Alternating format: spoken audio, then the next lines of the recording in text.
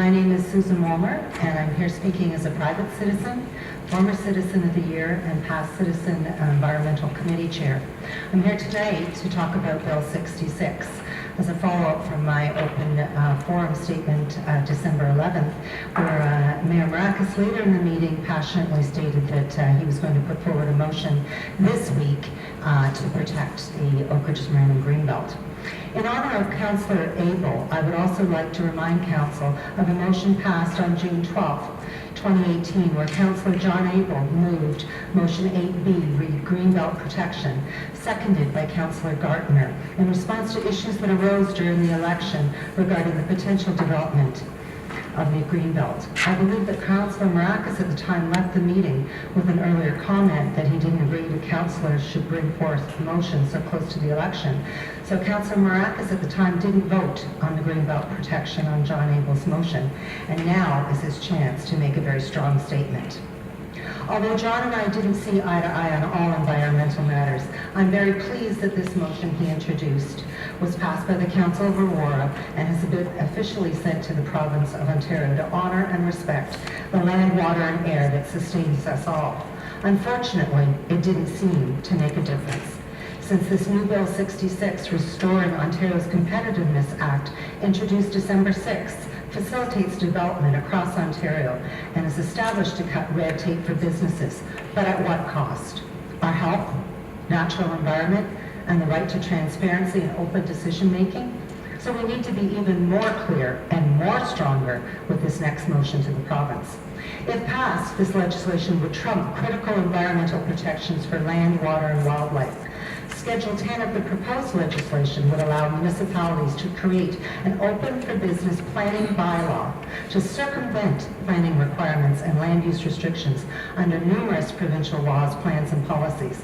It would undermine everything, literally everything that we have learned over decades of public participation and land use planning forums, sometimes under tragic circumstances, about how to protect our environment and the health of people and communities across Ontario, like Aurora. We do not want another disaster like Walkerton.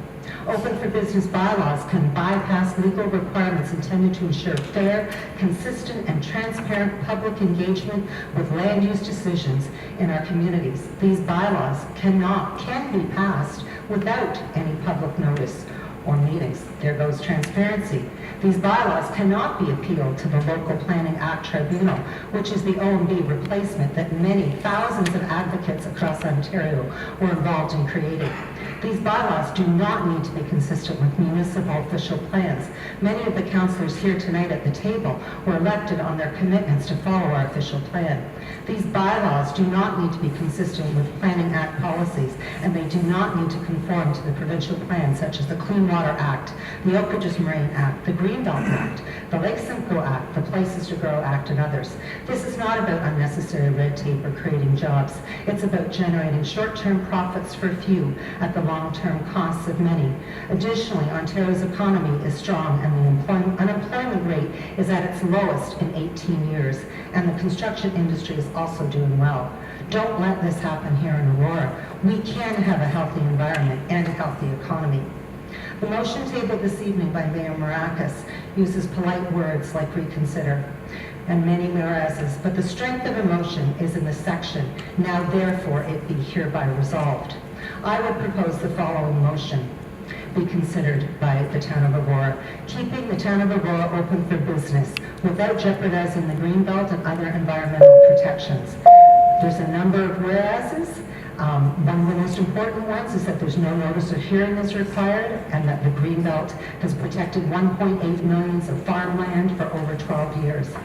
There's also a tremendous amount of land, including employment lands already planned and available in excess of the development needs of the GTA without weakening the protections provided by the Greenbelt.